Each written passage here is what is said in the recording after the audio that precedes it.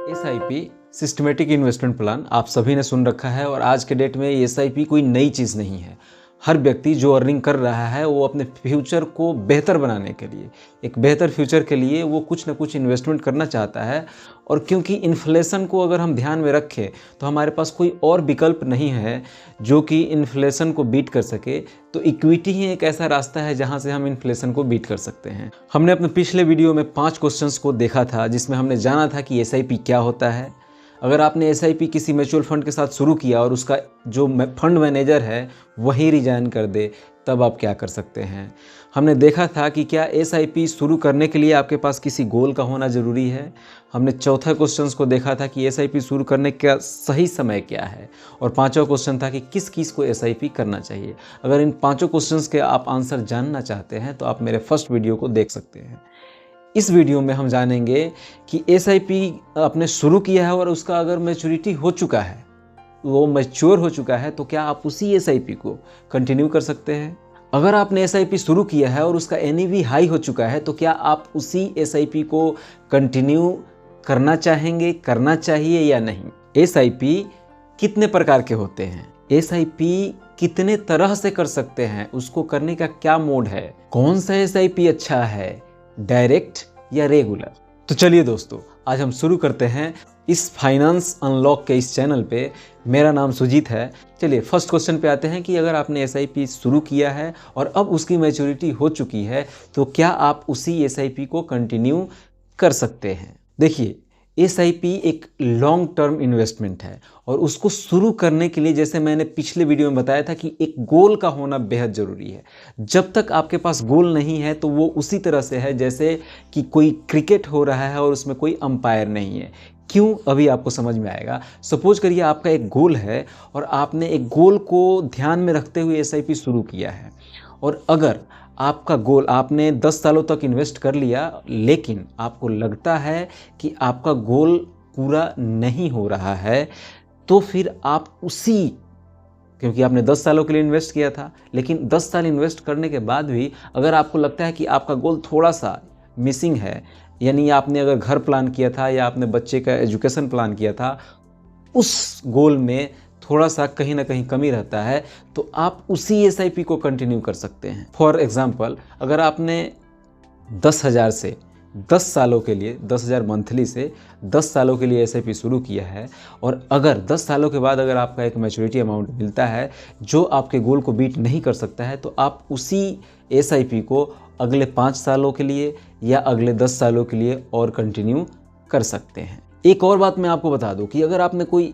SIP शुरू किया है और अगर आपने 10 सालों के लिए उसे इन्वेस्ट किया है, सपोज करिए आपने 10,000 महीने से 10 सालों के लिए इन्वेस्ट किया और अगर आपको 20 लाख रुपए मैच्योरिटी अमाउंट मिलता है, तो अगर आपने उसी को 15 सालों के लिए यानी 5 साल और बढ़ा दिया तो वो अमाउंट आपका डबल हो जाता है। यानी जो मैच्योरिटी अमाउंट 20 लाख का था वो अब 40 लाख में तब्दील हो जाएगा। मतलब सिर्फ आपने 5 साल दिया लेकिन वो जो आपका अमाउंट था वो डबल हो जाएगा। इसलिए एसआईपी को कभी भी आपको लॉन्ग टर्म के लिए ही करना चाहिए। शॉर्ट टर्म के लिए अगर आप करना चाहते हैं या करेंगे तो आपको वो जो क्यूमुलेटिव इंटरेस्ट यानी चक्रवृद्धि ब्याज जो मिलता है उसका मज़ा आप नहीं ले पाएंगे। एक पॉइंट मैं यहाँ बताना चाहूँगा कि अगर आपने कोई एसआईपी किसी म्यूचुअल फंड के साथ आपने शुरू किया है और आपने उसे ट्रैक कर रहे हैं और आपको लग रहा है कि जो इसका परफॉर्मेंस है वो बेस्ट नहीं है, जो रिटर्न आना चाहिए वो नहीं मिल रहा है, अगर आप उसको मॉनिटर कर रहे हैं समय समय पर और आपको अगर ये लगता है कि ऐसा हो रहा है, तो आप उस एसआईपी से, उस म्यूचुअल फंड से दूसरे म्यूचुअल फंड के में आप स्विच कर सकते हैं। या अगर आपको लगता है वैसे, तो इक्विटी जो मार्केट है वहाँ से जो एसआईपी करते हैं वहाँ आपको इंटरेस्ट ज़्यादा मिलने के चांसेस है। लेकिन कई बार ऐसा देखा गया है कि अगर इक्विटी मार्केट नीचे जा रहा है और आपका परफॉर्मेंस, आपके एसआईपी का परफॉर्मेंस बेस्ट नहीं है, तो आप इक्विटी मार्केट से स्विच करके आप डेट फंड में भी जा सकते हैं, जहाँ पे रिटर्न कम तो होता है लेकिन क्योंकि मार्केट नीचे है तो उस समय आप एक बेहतर रिटर्न पा पाएंगे। फिर जब मार्केट, जो इक्विटी मार्केट ऊपर जाएगा, फिर आप उसको स्विच कर सकते हैं। यहाँ मैं ये क्लियर करना चाहूँगा कि ये प्योर वीडियो, जो पूरा वीडियो है, सिर्फ एजुकेशनल पर्पस के लिए बनाया गया है। कोई भी निर्णय लेने से पहले आप अपने वित्तीय सलाहकार यानी फाइनेंशियल एडवाइज़र से ज़रूर सलाह लें, क्योंकि उसके बगैर अगर आप कोई निर्णय लेते हैं तो उसमें आपको नुकसान हो सकता है। चलिए अब हम आते हैं सेकंड क्वेश्चन पे कि अगर एसआईपी का एनएवी हाई हो चुका है तो हमें क्या करना चाहिए। देखिए, इसका नेचर ही है ऊपर नीचे जाना, क्योंकि मार्केट के साथ एनएवी ऊपर और नीचे जाता है। एनएवी क्या होता है? Net asset value. तो ये किसी म्यूचुअल फंड का हाई हो सकता है और किसी का लो हो सकता है। ये कंप्लीट आपके रिस्क कैपेसिटी के ऊपर डिपेंड करता है कि आप किस तरह के म्यूचुअल फंड में निवेश करना चाहते हैं। अगर आप एक बेहतर रिजल्ट पाना चाहते हैं और आप एक ज़्यादा जोखिम लेने वाले व्यक्ति हैं तो आप उस तरह के म्यूचुअल फंड को चुन सकते हैं। अगर आपका रिस्क कैपेसिटी अगर कम है तो जैसे एनएवी लो होगा तो यह आपको विचलित कर सकता है और आप घबरा सकते हैं। इसलिए आप अपने रिस्क कैपेसिटी को ध्यान में रखते हुए ही एक म्यूचुअल फंड का चुनाव करें।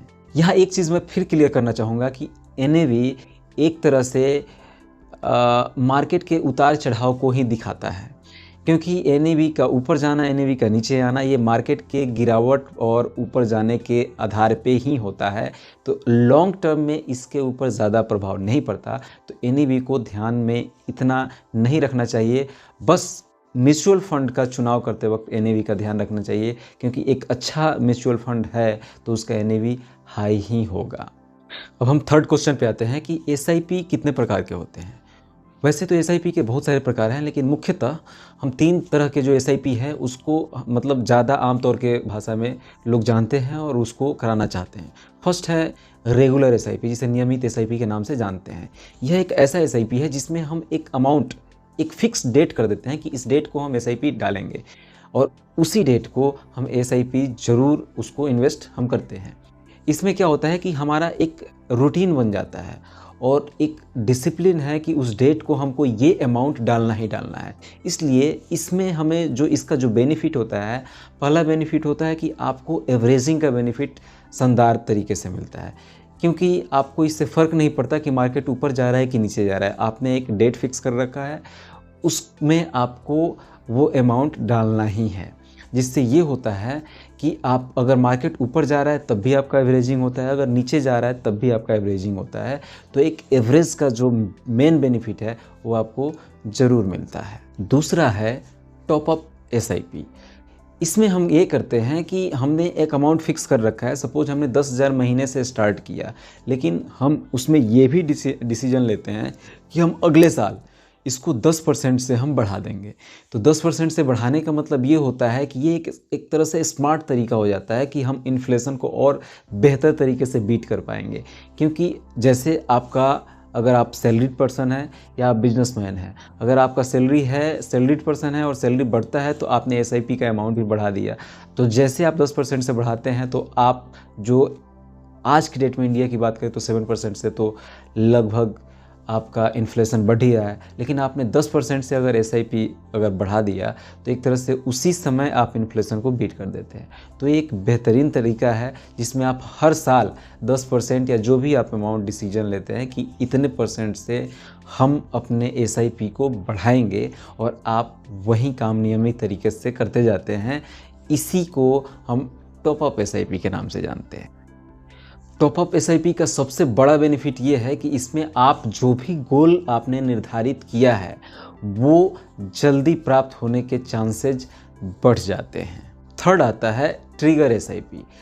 ट्रिगर एसआईपी हम तब शुरू करते हैं जब मार्केट एक बेस्ट प्राइस पे होता है, यानी हमने वो एक निर्धारित किया है कि हम इस प्राइस पे ही अपने एसआईपी को शुरू करेंगे और जब मार्केट उस प्राइस पे आ जाता है तब हमारा निवेश चला जाता है। एग्जाम्पल से समझते हैं, अगर आप थोड़ा बहुत भी शेयर मार्केट का नॉलेज रखते हैं तो आपने एक अगर शेयर मार्केट में अगर इन्वेस्टमेंट किया है तो आपने देखा होगा कि कोई शेयर पे आप एक लिमिट प्राइस डाल देते हो कि ये शेयर का प्राइस इस लिमिट पे आएगा, हम तभी उसको परचेज करेंगे।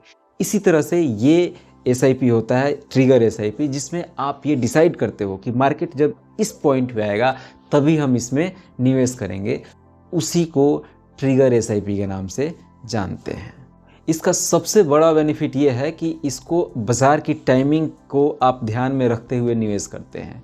तो आप तब निवेश करते हैं जब आपने डिसाइड किया है कि हम इस समय निवेश करेंगे। तो ये इसका बेनिफिट। इसका एक और बेनिफिट है कि आपको जोखिम प्रबंधन में भी सहायता करता है। मतलब आप जो भी रिस्क लेना चाहते हैं, ये आप डिसीजन लेंगे कि आपको किस तरह का रिस्क आप ले सकते हैं। आपने सपोज करो आपने डिसाइड किया कि आपको मार्केट जब 10% से नीचे गिर जाएगा तभी हम एसआईपी शुरू करेंगे। तो आपने एक तरह से जब मार्केट के गिरने का वेट किया कि 10% से गिर जाएगा तब आप इसमें अपना निवेश करेंगे। तो एक तरह से आप मार्केट को टाइम कर रहे हैं, और जब मार्केट को आप टाइम कर रहे हैं तो आपका जो रिटर्न परसेंटेज है वो बढ़ने के चांसेज हो सकते हैं। लेकिन यहाँ गौर करने वाली बात यह है कि कोई भी ये नहीं कह सकता कि मार्केट कब नीचे गिरेगा, लेकिन ये ज़रूर तय है कि मार्केट गिरता ज़रूर है, एक तरह से ऊपर नहीं जाता। मार्केट का नेचर ही है ऊपर नीचे आना। तो ये आप एक तरह से अगर टाइमिंग करने के लिए तैयार हैं, वेट कर सकते हैं, तो यह भी आपके लिए एक बेस्ट तरीका हो सकता है।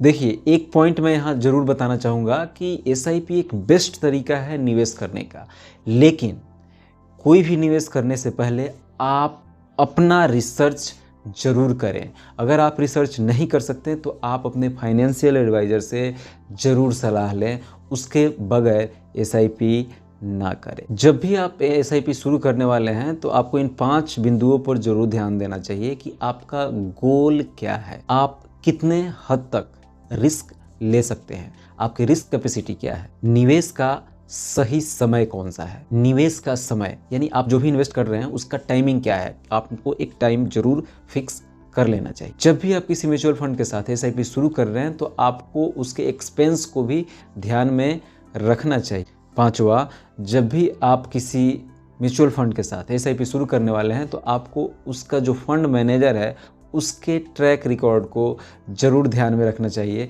कि उसका ट्रैक रिकॉर्ड कैसा है। यहाँ मैं आपको थोड़ा सा एसआईपी के भी प्रकार बता देना चाहता हूँ। एसआईपी के वैसे 3 प्रकार होते हैं। फर्स्ट होता है इक्विटी में एसआईपी कर सकते हैं, या फिर आप डेट में एसआईपी कर सकते हैं, या फिर तीसरा होता है आप हाइब्रिड एसआईपी कर सकते हैं। थोड़ा सा समझाता हूँ कि एसआईपी क्या होता है, इक्विटी एसआईपी क्या है। इक्विटी एसआईपी मतलब जिसमें आप कंप्लीट शेयर मार्केट में डालते हैं, डेट जिसमें आप डेट में डालते हैं। लेकिन जो हाइब्रिड है, हाइब्रिड इसमें डेट भी होता है और आपका इक्विटी भी होता है। इन दोनों का मिश्रण जो होता है उसको हाइब्रिड कहते हैं।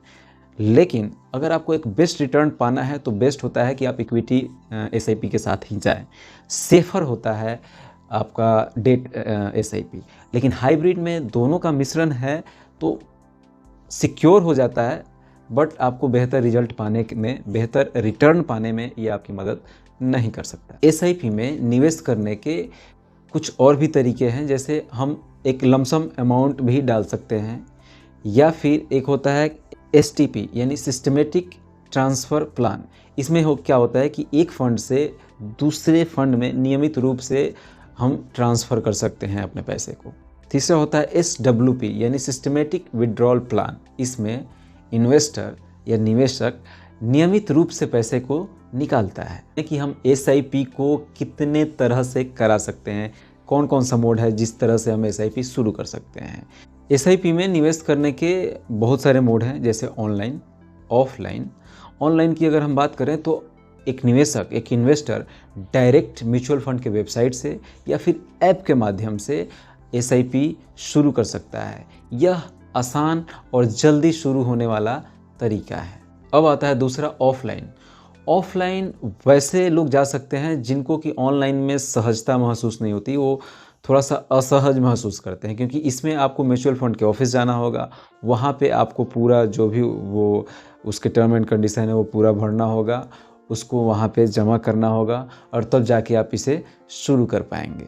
ऑनलाइन मोड में एक तरह से आप अपने बैंक को भी बोल सकते हैं कि मैं एसआईपी में इन्वेस्ट करना चाहता हूँ, तो आप अपने बैंक को ये रिक्वेस्ट डालेंगे, वो आपके हर महीने आपके खाते से वो डेबिट कर देगा और एसआईपी में जमा कर देगा। तो यह भी एक तरीका है। एसआईपी को आप अपने मोबाइल में जो भी ऐप है उसके माध्यम से कर सकते हैं, या जो म्यूचुअल फंड डिस्ट्रीब्यूटर है उसको पकड़ सकते हैं, जो कोई फाइनेंशियल एडवाइज़र है उससे सलाह लेकर के आप अपना एसआईपी शुरू कर सकते हैं। अब हम आते हैं अपने लास्ट क्वेश्चन में कि कौन सा एसआईपी अच्छा है, जो हम डायरेक्ट मोड में करते हैं या फिर हम जो रेगुलर मोड में करते हैं। कौन सा एसआईपी इन्वेस्टर के लिए बेस्ट हो सकता है। तो थोड़ा सा कंपैरिजन समझते हैं कि अगर आपने डायरेक्ट मोड में शुरू किया तो आप उसे किसी मतलब म्यूचुअल फंड के वेबसाइट से या फिर किसी ऐप के थ्रू आप डायरेक्ट इसमें जा सकते हैं, आप वहाँ से एसआईपी कर सकते हैं। इसमें एक चीज़ होता है कि इसमें आपका कोई भी मीडिएटर नहीं होता, जिससे कि जो म्यूचुअल फंड को मीडिएटर को जो भी कमीशन देना है उससे वो बच जाते हैं, और आपका जो इन्वेस्टमेंट अमाउंट है उसके बढ़ के आने के, यानी जो मैच्योरिटी अमाउंट है उसके बढ़ने के चांसेज ज़्यादा होते हैं। लेकिन मैं यहाँ ये क्लियर करना चाहूँगा कि ये हमेशा सही नहीं हो सकता, इसको मैं लास्ट में बताने वाला हूँ। अब आते हैं रेगुलर एसआईपी में। रेगुलर एसआईपी में आपको किसी मीडिएटर को, जैसे कि जो फाइनेंशियल एडवाइज़र है या फिर म्यूचुअल फंड डिस्ट्रीब्यूटर है, उसे पकड़ के आपको उससे एसआईपी शुरू कराते हैं। यानी जब आप उसके माध्यम से एसआईपी शुरू करते हैं तो आपको उसको थोड़ा सा अमाउंट देना होता है, जो कि उसका डिस्ट्रीब्यूटरशिप का जो भी उसका एक्सपेंस होता है वो आपको देना होता है। डायरेक्ट एसआईपी में और रेगुलर एसआईपी में अगर देखा जाए तो दोनों हर व्यक्ति के लिए सही नहीं हो सकता। वो व्यक्ति के ऊपर डिपेंड करेगा, जो वो निवेशक है उसके ऊपर डिपेंड करेगा कि वो कैसा है। एक ऐसा निवेशक जो कि मार्केट को पूरी तरह से समझता है, वो मार्केट को रीड करता है, वो मार्केट को ट्रैक कर रहा है, तो उसके लिए डायरेक्ट एसआईपी अच्छा है। क्यों? क्योंकि वहाँ पे उसका एक्सपेंस रेशियो बच जाता है। डायरेक्ट एसआईपी में एक्सपेंस जो कि आपका म्यूचुअल फंड डिस्ट्रीब्यूटर को देना है वो आपका बच जाता है, इसलिए मैच्योरिटी अमाउंट आपको बढ़ के मिलने के चांसेस हैं। लेकिन वो व्यक्ति जिसको कि मार्केट का ABCD कुछ पता नहीं है, वो मार्केट को ट्रैक कर ही नहीं रहा है, उसके लिए रेगुलर मोड ही बेहतर है, क्योंकि वो एक म्यूचुअल फंड डिस्ट्रीब्यूटर के थ्रू जाएगा और वो उसको समय समय पर यह बताएगा कि अभी मार्केट में क्या चल रहा है, उसको क्या करना चाहिए, उसको अच्छे से गाइड कर सकता है। और इसके माध्यम से, क्योंकि आपने एसआईपी एक बार कर दिया और 20 सालों के लिए, क्योंकि हमने शुरू में बताया एसआईपी क्या है, एक लॉन्ग टर्म के लिए आप एसआईपी करते हैं।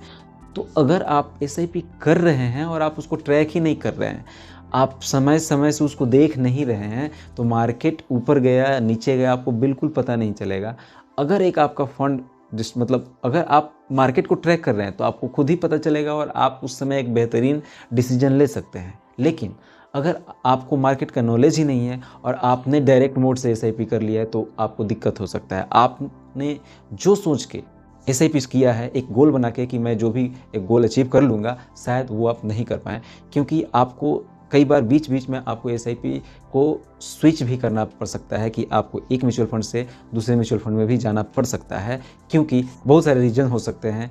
तो इसलिए अगर आप मार्केट को ट्रैक नहीं कर रहे हैं तो आपको रेगुलर मोड में जाना चाहिए। लेकिन अगर आप मार्केट को ट्रैक कर रहे हैं तो आपके लिए डायरेक्ट मोड अच्छा है।